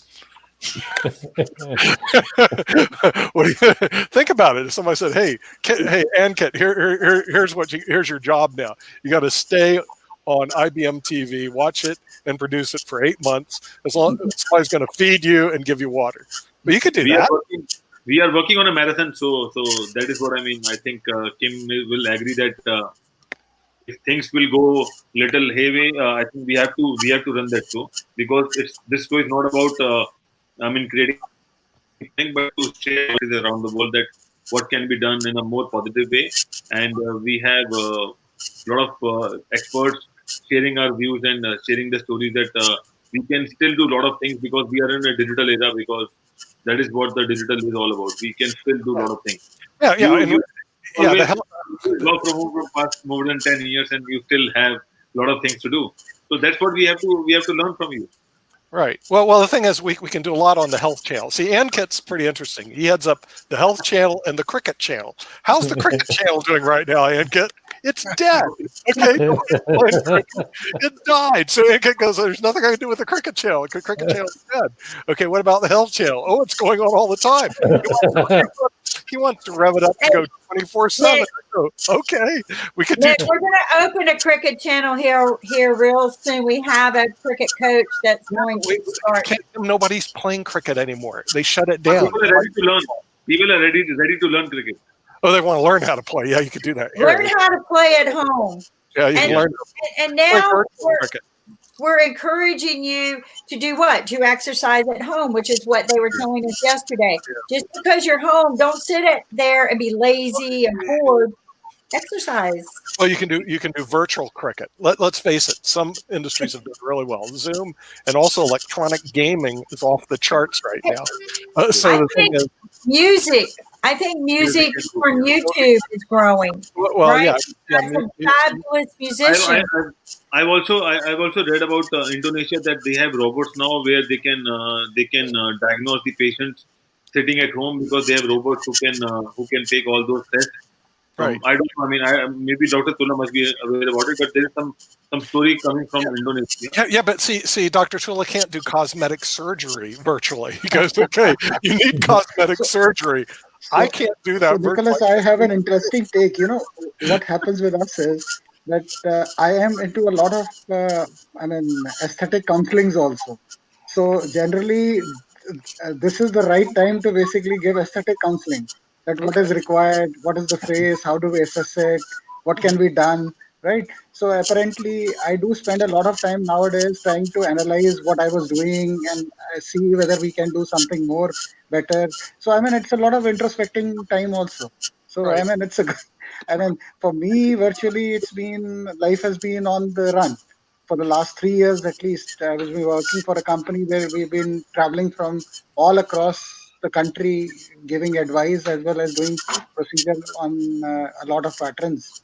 Now this has given me an opportunity to reflect also. Oh, right. It does give you time to reflect. You're going, okay, what am I going to do next? But I can't keep thinking, look, as long as I get food, okay, which I can get takeout food here, and as long as I get water and I can go on IBM TV, hey, look, I'm good. So most of the world can be good as long as they get food, water, and they get a television, and the rest of the economy, well, it's going to run into trouble, as we all know. So those are the basics, and those are the things that we have to supply. Mohammed is on. Mohammed, what's going on? Sir, yes, sir. I'm very optimist. You're optimistic? I'm very, very optimist, and Okay. I have good things to share to you, all of you. Okay, let's hear it. I want the good news. See, everybody is talking about the corona, Right. and corona, we are very much worried about the corona. So Right. rather than thinking about those things, we should come on the something different as well. Okay. We are happy. We are very happy. Especially, I'm Yep. talking about the Indian citizen right now, Right. because no worry of EMI. There is no need to worry. Absolutely 3 months. We are not worried about to pay back to the bank. Right. So RBI has come forward, and they talked about with the bankers, and they relaxed. We are not worried about the EMI. If we are not working, Okay. we are not worried about to pay back to the bank. One thing is very good news. Yep. Second, 80% population of India is getting package from the government. So government is playing a very vital role. Right. Today's government is very good in decision making and caring of the citizen. So this is very optimistic. Yeah. And all healthcare government and private sectors are getting life insurance. So nothing to worry about the life. They are the army. They are the healthcare army actually right now, and Right. they are doing wonderful job for the nations. Government has given supply of 3 months for now. 3 months support actually Yeah. to for those who are not non-skilled worker especially. So Right. government is giving directly salary and payments to them. Mhm. And the most important thing, no worry about the family care. This is a time of family care. Right. So we all are working people. We were hardly sparing time to family, and this is the time we can say sorry, thank you, okay, fine, namaste, and we can resolve many untouched issues also. Mhm. So healthy time to make the family happy. Right. And the most important thing, we are now having the pollution-free air. Yes. There Yes. was no magic, there was no Right. solution, there was no technology. Right. Everything was failed actually. Yep. So we are very much happy, relaxed actually. That's And what I was we are saying. The very much air optimistic. is going to get better in New Delhi. You Yes, can actually breathe yes, the air. You know wonderful what? air. And Kit, the thing is, there may be a decrease in people dying in India because the pollution's going away. Absolutely, So think absolutely. about it. It could actually be beneficial. Going, I don't understand. This coronavirus came in and people became healthier. How'd that happen? Because people stopped polluting. We are having the bigger challenge than coronavirus actually. Yes, So right. pollution is I the bigger understand. challenge. No, I So totally when agree. when I Right. was moving out of the India, Yeah. so I was getting relaxed, Right. getting Yeah. the pure oxygen. So right now we are very much optimistic that our air is completely pure. We can Right. fight back with the corona with full devotion. We are not worried about that. Yes, with And the most clean air. important thing, there Mhm. is no scarcity of food. Right. Everybody is getting sufficient amount of food, That's and the even important government is providing the Right. rice and wheats and everything per person actually. Yeah. So nobody is worried about the food till 3 months, right? And the most important again, Modi, the government Prime Minister of India, invited G20 meeting, Mhm. and now 5 trillion support is ready for those who are in need of the financial crisis. Yeah. Yeah. And RBI of India has given a very positive information that this is not a challenging time for economic crunch actually. So what we have faced in 2008 and 2009 was very crucial, Mhm. and this is not even 40% of that. Right. So we are not worried about the economic crunch right now, Mhm. and the government is ready even for, the way we are taking care and the way we are disciplined, because this is the time of being a discipline like an army, Right. because we have to follow. We are see, one person can save the nation. If one person is disciplined and everybody is following like that, the nation will save. Yeah. Yeah. So this Yeah. is the time of discipline. This is Yeah. the But time of discipline. people in India are very disciplined, unlike the U.S. Oh, by the way, who has the most coronavirus cases in the world right now? We are very submissive in nature. We were facing actually pollution, but right now we are We very do. relaxed, very very happy. Right. Yeah. Well, I mean, and the thing is, that's good. That's what I'm saying. You can survive this Yes, as long as you have food, water, you know, placed a roof over your head, you're probably good to go for a long, long time, which I think this is going to go on a lot longer because there's no way mathematically it's going to be solved next Absolutely. 30 to 60 days. It just isn't going to happen because, like I said, even if today they go, I found a cure, they can't get it out there fast enough. They can't develop it. In other words, you got to produce it, you got to distribute it. It's just, you're talking about production, distribution of billions of vials are going to take months, no matter how we cut the mustard. So they're not going to produce a vaccine tomorrow. It's going to take several months. And then once they do produce it, then they got to mass produce it and mass distribute it. That's several months later. So we're going to be stuck with this for quite some time. So now the question is, how are we going to deal with this since we're going to be stuck with it for quite some time? And that's the realities of it. And remember, political leaders don't want to tell you the reality because it doesn't make them sound good. If they go, well, the reality is, we're all going to go back, everything's wonderful. Well, and there's going to be some benefits to it. We've already seen benefits, what you just said, Mohammed. The air is going to get cleaner. In Los Angeles, California here, all of a sudden they go, we can see things now. I mean, Los Angeles is heavily polluted. They go, I didn't know we had buildings here. You can't see them because they're all covered with dung. And so now what's happening is all of a sudden that the air quality is increasing. Global warming may actually start going down. Remember, we can't solve global warming. Yeah. Of course you can. All you need is a virus that goes throughout the world. So the pollution levels are going to go down. So we're going to see some positive benefits. And also, I believe, even though we work a lot off the internet, there are a lot of people that are doing things on the internet that never did it before. Okay. In other words, they've never used Zoom. We're using StreamYard right now. They've never used GoToMeeting. So now they're getting their first exposure to using more internet-based solutions rather than, I've got to go to an office. We have an office in Salt Lake. We got a bunch of people working there. And I've been working out of Raleigh for years. But the thing is, most of our people, they all work in office environments. Now, all of a sudden, they're going to say, well, do we really have to work in an office environment? Can't we work remotely? Which they could do. In other words, there's a lot that you can do remotely, a lot that you can do on the internet that people are getting exposed to for the first time, even education. I've been teaching at Northeastern University for now 10 years as lead faculty in their graduate tax program. We do it all online. And have done it for 10 years at Northeastern. But there are still programs out there, even at Northeastern, where people physically come into classrooms and they do everything physically. But that's not really necessary. And there's a lot of education that can be done online that doesn't have to be done. So there's going to be some tangible benefits from this as well as detriments. I want to ask something with Sabas that last time you told us that almost 70% of the raw materials of medicine is supplied by China. So when China was in lockdown, so what's the situation of the vaccines? Not about corona, but the general vaccination and the medication which all the world bought from China. Will there be any short of supply because of the lockdown, or everything is smooth?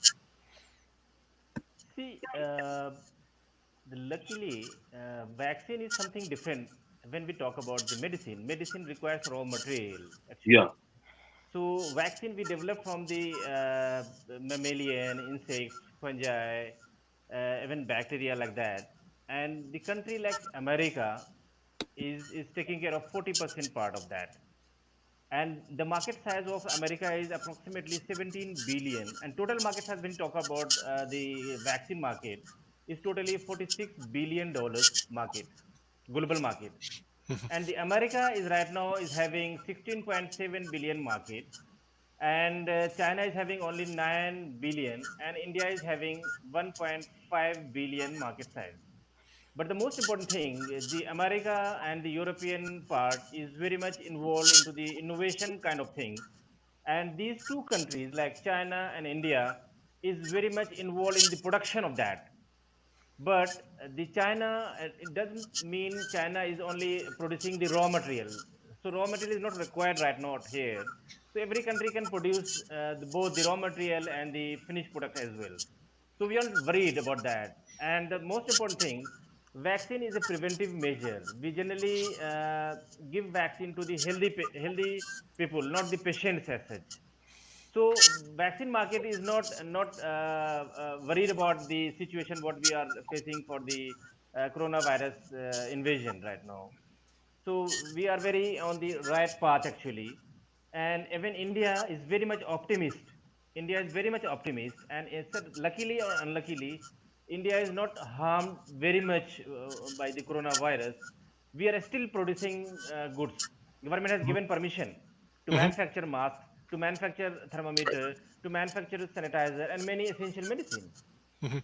So there is no shortage of anything else right now, so we can. And the most important thing, Ankit, I just want to highlight, there is international government bodies that takes care the supply and demand of vaccines actually, and it could be a very on a very fast track, like UNICEF. UNICEF is responsible for the distribution of vaccines across the world. And PAHO means Pan American Health Organization. And then the GAVI, Global Alliance for Vaccines Immunization, taking care supply of vaccine throughout the globe. So once, see, the vaccine is okay for the production. So India and China can take care the production part, and we can take it on the fast track. And these international government body can distribute this vaccine on a fast track basis, and it's possible. So world should not be worried about that. Let the final note come from the Australian innovators actually. That's what I told Ankit. I said, India, they're good at manufacturing things. Okay, they can produce zillions of vaccines. Okay, as soon as it's done, they're good at producing things. So then, I would like to share a story. I would like to share a story that we have built up a ventilator by one of the industrialist companies in India, and that ventilator built up in 48 hours. And can you guess the cost of the ventilator, Nick? No idea. Still, I mean, how much you will pay for the ventilator right now? For the pay for what? Ventilator. Oh, ventilators here? Yeah. I don't know, but they're off the charts, I'm sure. That's a good question. So the thing is we want to make sure that the medical industry does not take advantage of this, or suppliers are not going to take advantage of getting the health care to people that need it. I'm hoping that the stimulus bill will do this. I hope that we can share learning about what the governments are doing in every country to help us regrow and rebuild. And that's something that we've been discussing here, is not just about once we flatline the spread of the disease, but how do we rebuild once we do that? We need to start looking 3 steps ahead, right, Nick? Just like we play chess, right, Sasha? Just like we play chess. The doctors know this too. I think the doctors are very well aware that just because we survive today, that we have to have some of these disciplines in place for tomorrow. Like Nick says, hey, don't release this too soon, because we might spread it again. We might get contagious again. Right, Nick? Okay, Ankit, what are you sharing with us? I'm gonna drop off and you share this. This looks important.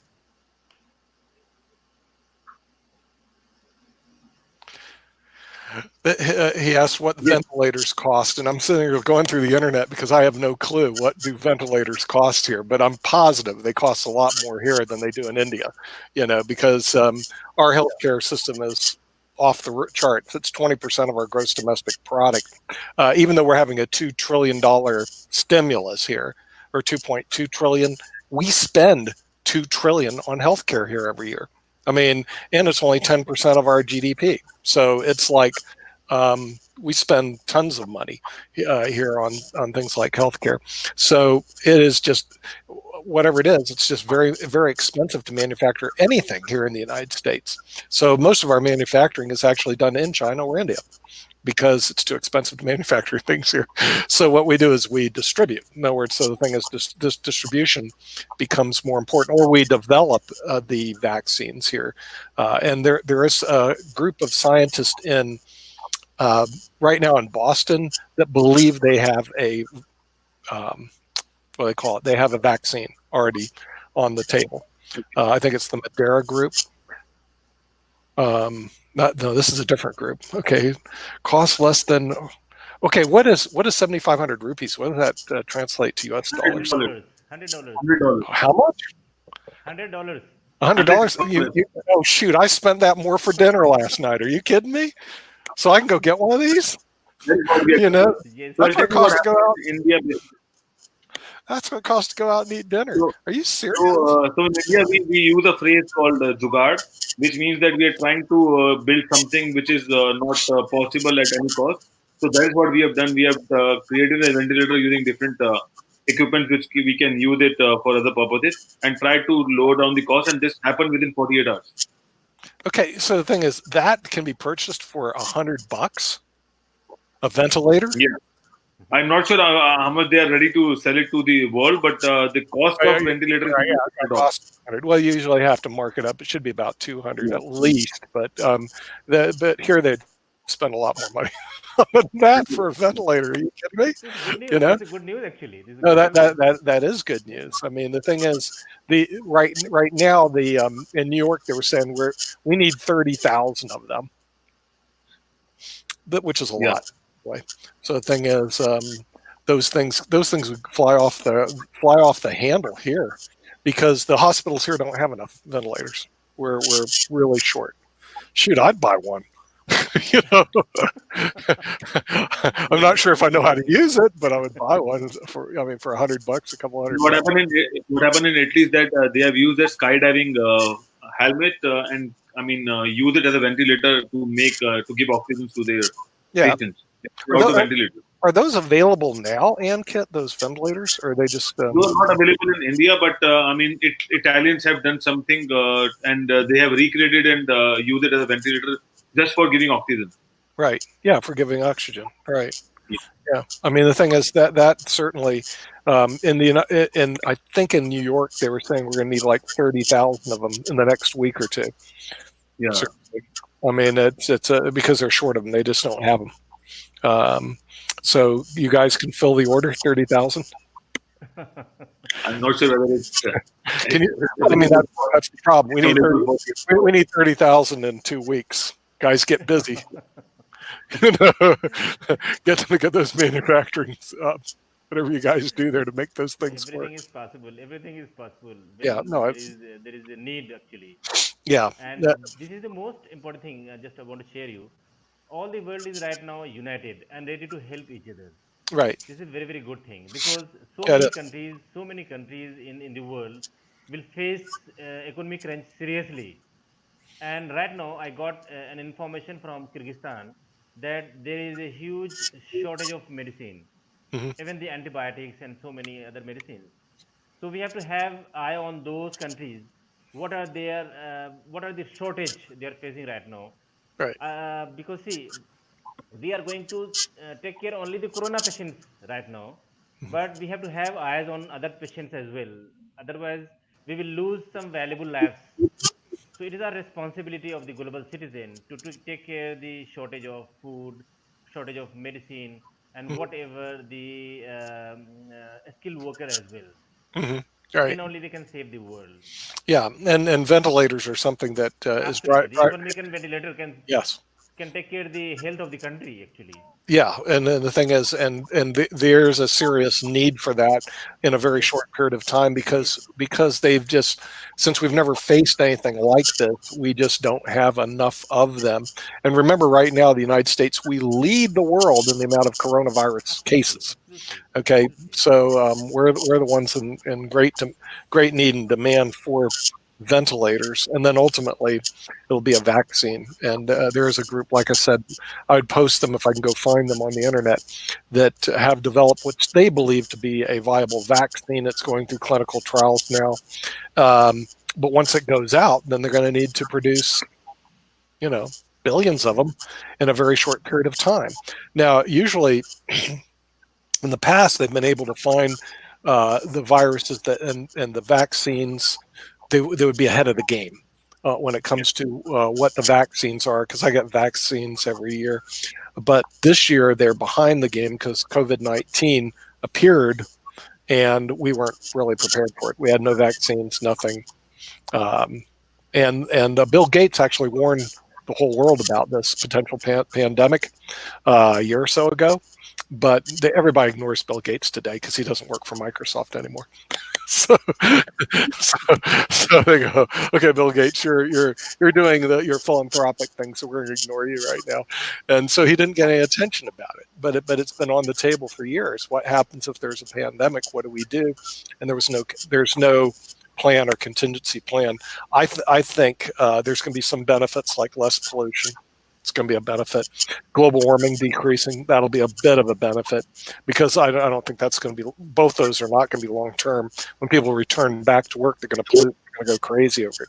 And then the other thing is, though, going forward, we're going to need the vaccine, and we're going to need to distribute the vaccine, and also have a contingency plan, because I understand COVID-19 is a mutation from a virus. We have to have contingency plans for other viruses. Well, I think we need to have not a contingency plan for other viruses. We need continued research. Yeah. So in other words, we need to, if we've had COVID, SARS, COVID, MARS, and this is COVID-19.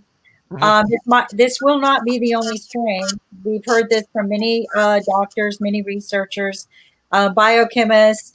Scarlett hears that word as well in her industry, that this will not be the last that we see of this. Right. And so we need continued funding for research. We also need continued funding for emergency practices. You know, this didn't just hit our country, but as a world community, with all the ambassadors we have in the world, we did not have one contingency plan in place. How do we communicate and share as a world when something like this happens? And I think this needs to be that next step that we need to put in place, not just ambassadors who talk politically, but ambassadors who talk on this level as an emergency. You know, immediately, even though we have no great relations with China, immediately somewhere there should have been a plan in China that says, you know, hey, world, this is bad. Shut down now. Yeah. Or, you know, shut our airports. One of the things that's frustrating me the most right now is our planes are still flying. And they go, oh, they're the cleanest they've ever been. Yeah, after the first person boarded, then what? And what about the guy sitting next to me? Did you test him? Well, no, you didn't. It's going to take 10 days to get that result, but he's already contagious. So we're not thinking. We're only thinking about the pocketbooks in this country. We did not take into consideration what does a real pandemic and what really happened in China. We weren't thinking. Well, there were people who had those answers and they didn't share them. That's one of the reasons it can spread so fast. If you think about it, Wuhan, China, which I didn't even know where this was. I had to go look on a map. Okay, now I know where it is. It's like in the middle of China. Big city, 11 million people live there. Nothing by Indian standards, not New Delhi standards, but that's still pretty big. 11 million people, that's impressive. A small virus in Wuhan, China can go across the world like that and infect the whole world in a very short period of time, like 30 days. And that's something we have to give some serious thought. How did that happen? Well, Kim, it's like you said, the airplanes that fly and people go from place to place to place to place and infect people instantaneously, because and that's what happens, which means that anywhere in the world, it doesn't matter what city, if something like this takes place, in 30 days it can infect the entire world. It's amazing because there are that many flights that go back and forth, and people move all over the world very, very quickly today. Like I said, I was looking to go visit Ankit, and the flights are reasonable. I could go to New Delhi, $800 round trip. I said, "Are you kidding me?" You know, and but they make transportation really easy. Although it does take 23 hours, so it's not like I'm going to be there tomorrow.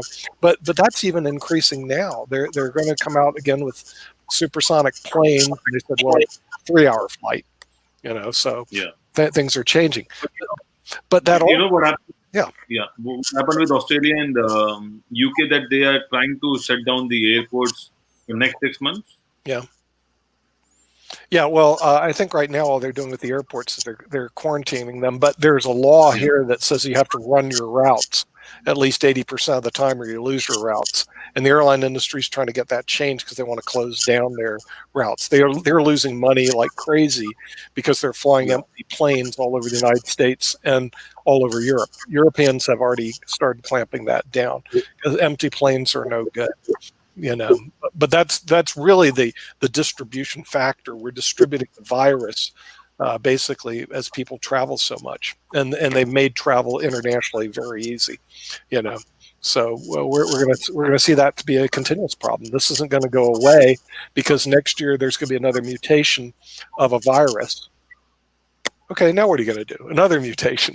Remember, that's one of the problems. Okay, let's talk about this. Viruses are nothing more than other living organisms that are trying to survive in this world. And somewhere we have unearthed the corona strain, whether it was through fracking or digging dirt or building somewhere that we met, or a global meltdown, and it spread from something that had been frozen for many years. So, I mean, all the myths that we came out and said that it doesn't really grow in hot weather, that's just a myth. They're seeing this spread very fast. That young people can survive it. We're watching young people die now. It's about your immunity system. And this is something we've learned about the doctors, the great doctors that have welcomingly joined us to share the wealth of information about our human bodies and how to contain this.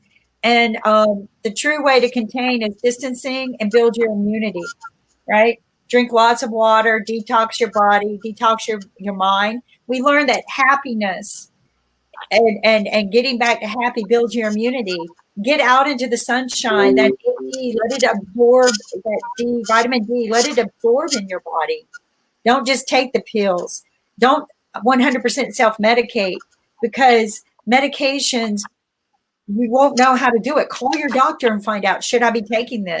Let your doctor know what you're taking. If you're going to start adding herbs, talk to your doctor, because sometimes you're taking medication that is that herb, and now you're double dosing, and that could be ODing. So we need to be smart about this. No, don't panic. Don't think you know it all. I don't know it all. People think I do because I talk like I do. But the reason why I say this with such confidence is we have learned already that people can self-medicate and kill themselves. We're hearing a lot of pandering. Be careful about the resources that you're getting. Is that real, or is that just pandering? So we need, we know that there are resources out there that we can get to get real doctor evaluations online. Stay at home, use your phone, right? Stay at home, be clean, stay at home, get back to your basics of life. And we talked about this yesterday. In some odd way, all of us believe in a God of some kind. For those of us who do, maybe this was his answer to many of our prayers every day. You know, I pray and I feel so bad for all those who've lost somebody in this. To me, they're not collateral damage. They were souls, innocent souls that were killed that should not have been. But the thing is that maybe God heard us praying every day. If I could just stay home one more day with my family, I really don't want to go to work today. Well, God is telling us to all stay home. And if you believe in your God. And if you don't, we're just asking you to stay home for the health and betterness of your own personal self and your families. And maybe we just need to get back to basics and then learn how to rebuild. There's going to be a brighter future, people. We're humans. We've always built a brighter future after every pandemic. After the influenza in 1918, we built a better tomorrow. We built better masks because of it. We learned that the masks we had weren't really efficient. And the new mask we built saved us from worse viruses. So, Nick, I think you and the doctors are right. This virus isn't going to stop here. And any DNA is self-contained to survive. It's not like artificial intelligence where you can pull the plug and it dies. This is not built by human. This is built by Earth. Yeah. And just like you and me, it's here to survive. And of course, the Prime Minister of Britain has tested positive for coronavirus.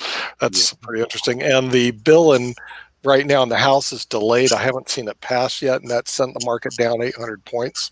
So our 2.2 trillion, I don't know when that's going to come down. They're supposed to vote on it today. We'll see, but it shakes the market. So, like I said, this thing moves very rapidly. The information on a daily basis. I just don't see it going away anytime soon. But the cures, I think, are going to be very interesting, is to see what sort of cures that they come up with, if any. Right now, the thing is, I don't see anything on except that one group. Right. So scientists are working on the cure, and I think so. They need time because they were not prepared, and the research were never shared between the countries. So I think maybe in a couple of weeks' time we'll get some news that there is something going around, and they are doing some testings. And because the process of doing the testing is also a tedious process, it generally takes 6 to 9 months as per WHO guidelines. So I mean, if something happened today, you to get the vaccine for the patient, you still have to wait for 6 to 9 months. So I mean, I don't know. I mean, how we will survive by that time. But I think isolation is the key right now, and let's wait and watch how we can break the blockchain of that virus, and keep ourselves sanitized and stay away from all those. There's a lot of fake cures that are out there. Actor Keith Middlebrook, whoever the heck he is, was arrested for the FBI for allegedly peddling bogus coronavirus cures. So the thing is, the small-time actor peddled fake coronavirus cures to millions online. So the thing is, the scam guys are coming out right now. Hey, I got a cure, and they send you. Well, they used to do, they send you little sugar tablets. That'll take care of you. Right. Cube sugar. Okay, take one of those. I'll take care of you. So the thing is, the scam cures are out there, and then they go that the treatment using the anti-malaria drug not proven. So there's a lot of things out there in the market space, but a lot of them are, like I said, unproven. The malaria drug is one of them, and they say it's too soon to tell. So what we have is a lot of unproven cures or vaccines that are out there right now. There's three groups. One, the group that works that we don't know about. Two, the group that we thinks that works but we don't know about. Third, the scams that are out there, and the scams are being pushed pretty hard because people are driven by profit. They're going like, oh, I got this cure, it's blah blah blah blah, and it's not, but people are desperate for cures or vaccines, so they go ahead and they buy it. And Dr. Mohammed, is this a concern in India, the scams? Yeah, do you guys have scammers like we do here? We're pretty good at that. Yeah, we have a lot of scammers. Really? Okay. From tiny 1 rupee till we have around thousands of crores of scams going around in India. That's what the people across the globe do. And people who have power, they try to get the show running through different mediators. Yeah. So that's going. Okay. The best news is that we have as far as the crime is concerned, the crime is dropping like anything. So there is no crime as of now until the scammers come in the picture. But apart from that, there are no crimes going around. Really? Crime is down? Crime rate is very down. Okay. One thing I want to add, we are very fond of tea. So why don't we have tea combination of saffron and ginger? Because saffron and ginger is very, very good herbs, natural kind of thing that takes care our respiratory tract actually, and makes it healthy, and it removes headache, body ache, and all these things.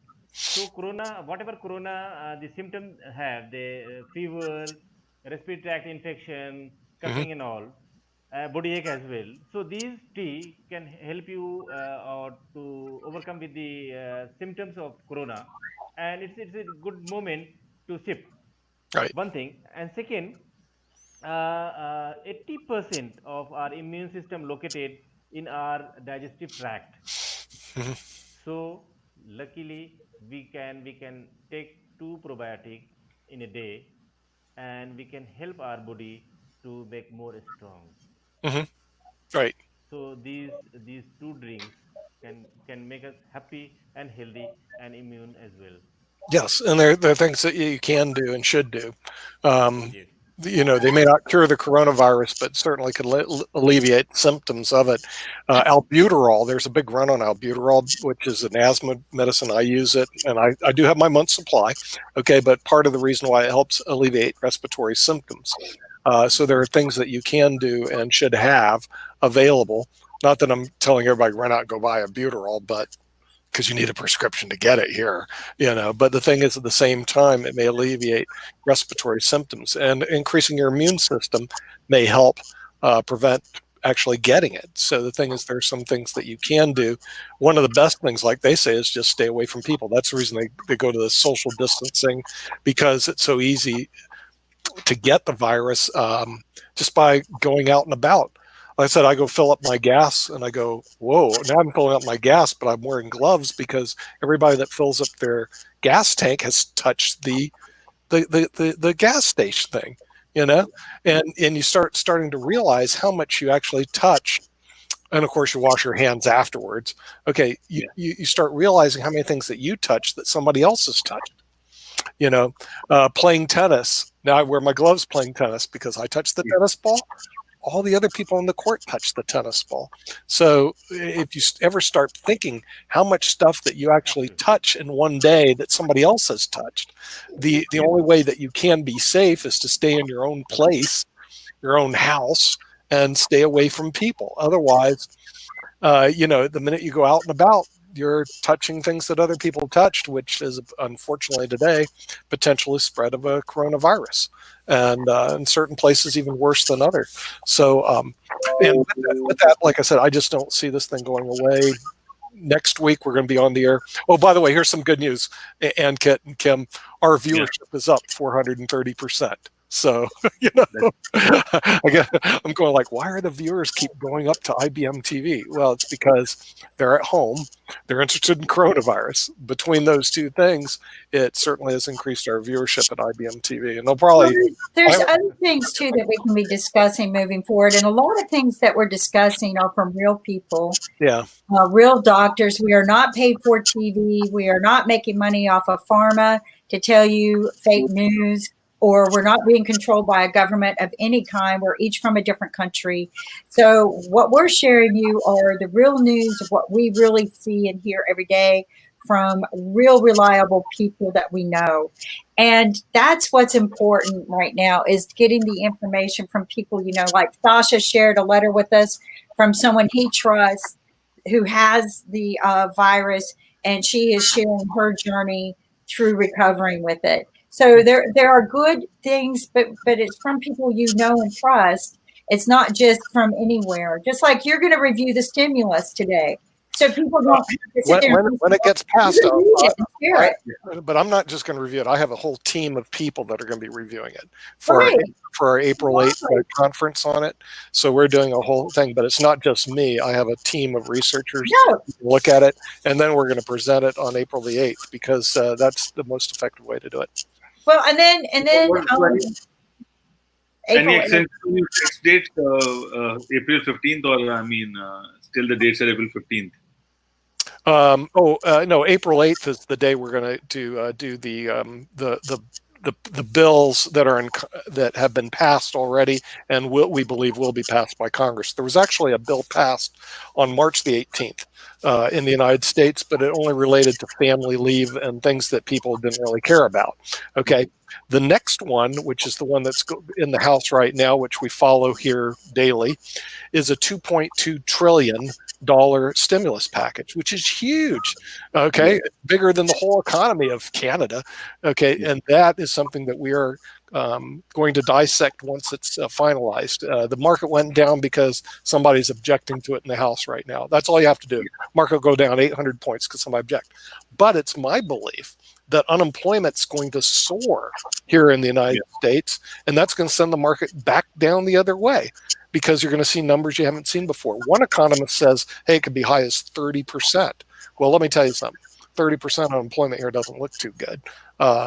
So we're just going to have to monitor that. So there's two pandemics. There's obviously the coronavirus pandemic, and then there's going to be the economic pandemic as well. And the thing is that can have a material negative effect, not just on the market, but like what you guys were saying that, hey, what about the poor people who can't get tested? They can't get they can't get vaccinated, and they're looking just to eat, and the thing is, what is the mortality on that if somebody can't, if they can't eat and they can't drink? So there's going to be some basic needs that are going to be needed taken care of. But we're going to, like I said, we're going to monitor at IBM TV. I think we've been doing this now every day, which we didn't think. And I think we're going to even plan to expand it. But we're going to have to work on that to add more hours for the coronavirus crisis until this thing gets over with. But no question, it's the hottest thing out there. And the Cricket Channel, love cricket, love to know more about cricket, but like I said, I don't think that's going to move anywhere. And the chess channel, well, Sasha can talk about chess, but they closed the FIDE candidates. This is the tryouts to play the world champion. They shut it down. All of a sudden, midway through the tournament, they go, everybody go home in Russia. Everybody go home. Why? It's because Russia's closing their doors, and if you don't get out of Russia by, I think it's March 27th, you're stuck in Russia. Now, Sasha got out a long time ago, so he's not stuck in Russia. There's places in Russia I wouldn't mind being stuck in, like St. Petersburg. But, in Moscow during the wintertime, I don't think I would be there. It's too cold. So anyway, they're all leaving. They closed it down. So even the test tournaments, and they're the last people who want to close anything down, are closed down. So I think we're just going to see that that trend continue to happen around the world. And yes, it's going to have a negative economic effect, not just now, but for quite some time, I'm afraid of. So that's what happened in Japan as well. They postponed the Olympics as well for next summer. Because, all these sporting activities are closed down. So, people are looking for different ways to play sports. And that is happening. The online games are picking up. And the individual sports are also picking up because people are playing sports at home, trying to be the same pace. Because once it resumes, they have to go back to the court and try to again play the professional sports they can. Yeah, the Olympics closed down, but the thing is, Japan has the oldest population in the world. Italy is like number 2. So they realize this affects older people. So it didn't surprise me. The Japanese go, oh, we just want to invite the world over to the Olympics, infect all the people in Japan with no cure, and they're all old, and they're all going to die. Okay, so Japan, they finally got their senses, but we really want to have Olympics next year. Okay. A lot of things we need to understand is just postpone things out. This is an unfortunate reset of the world. It's not just you. You're not alone. You're not the only one that all life has crashed down on you. We've lost a lot of money in our investments. I'm going to have to be going out and panhandling on the corner as well, probably. But the thing is that we need to get our health back first. And we need to self-contain, like Nick and other doctors are saying. Let's don't just get it contained now and then mass go out in 4 weeks and recontain each other. We'll be right back where we started, but worse, because that'll be another 4 to 6 weeks. I've already been down almost 4 weeks. I've been self-contained because we saw it spreading across the street from us at a school. And that scared me enough to stay home, not just for myself, but what if I got infected? I didn't want to spread it to anyone else. So, there are some people who have adhered to this. They're probably bored to death and going crazy as it is. But there's no need. You can binge watch movies, TV shows. You can exercise. You can take out that music instrument and learn how to play it. We watched these 2 boys play the violins the other day. There's all kinds of things you can do, all kinds of classes you can take online. Events are going to be hosted online, but you don't have to just sit at home and be bored. There's just way too much to do. And if you start feeling sick, call the doctor or call one of those medical places that they have that's open. If you can't get a hold of anyone, Ann keeps saying, email us. Go, GOLIV at IBM.TV will help you find someone that's reliable. We're not here to make money off of you. We're just here to share information. We realized we were sharing so much information as a global board of advisors. We're like, why don't we share this with the world? Because the rest of the world wasn't hearing. I mean, we learned about toilet paper being ran out through one of our board members. So we're like, oh, that's so funny. But it wasn't. Really, it really happened. 2 weeks later, it happened here. And Nick and I go, wow, we need to talk globally. We heard from Sasha, a beautiful letter from a woman who is taking this journey. And we need to work together, as a team. I think it's about time to wrap up and say goodbye to the world. It's 12 o'clock. We're going to be extending IBM.TV here real soon, where there'll be more shows after 12. Music, entertainers, just things that are positive that you could do with your life. And again, Nick is going to be sharing with the American citizens how they can benefit from the stimulus. He'll be having a class on that. But don't panic. I think that's the message we're trying to share with people. Facts, not fear. If you're not certain about a fact, ask. Right? And Kit, you got anything you want to share? I missed you off and on. That keep yourself safe and be healthy with your family. Spend a good quality time. Be positive and stay at home, because that is what we can do as of now. And if you still want to do something, you can volunteer with a lot of good practices or requirements by the government, and you can join the community task force and do whatever the best you can do. But still, you have to use all the required gadgets to make yourself protected. That's what I can say. And exactly. We're sharing. Pray to God. We should pray to God for the whole world. Actually, we are the Adam family. We have to pray for everyone from the bottom of the heart. And this is time. It is we can say it's a God warning. It's not a global warming or the corona warming. It's a God warning actually. So we should bow down to the God. We should say sorry. We will take care everybody except, because we are taking care of our family only. We have to take care everybody. You're right. We need to get back to our basics. Get back to our roots. Become humble again. I think faith and humbleness, respect, and you're right. We need to pray. We need to find our spiritual foundation, because spiritual foundation becomes respect. Thank you. And Kate, you want to sign us off? Wait, Ambassador, where's our ambassador? Yeah, sure. I don't want to text. Corona से कैसे बचेंगे? Hand और ऐसे अपने खांसी जब आएगी तो ऐसे करेंगे अथू अथू, और कोरोना वायरस को धन्यवाद हमारा म्यूजिक सुनने का. And there you have it, folks. Our ambassador for social manners. That's our future. Children learning. Really. We need to teach our child how to fight with such kind of tragedies. So we have to make them prepare for the future.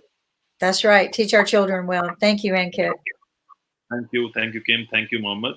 We are signing off, and we are looking forward to see you all soon tomorrow at same time, 7:30 p.m. Indian Standard Time, 10 a.m. EST. So let's sign off. Take care. Have a good day. Bye-bye. Thank you. Thanks, sir. Bye.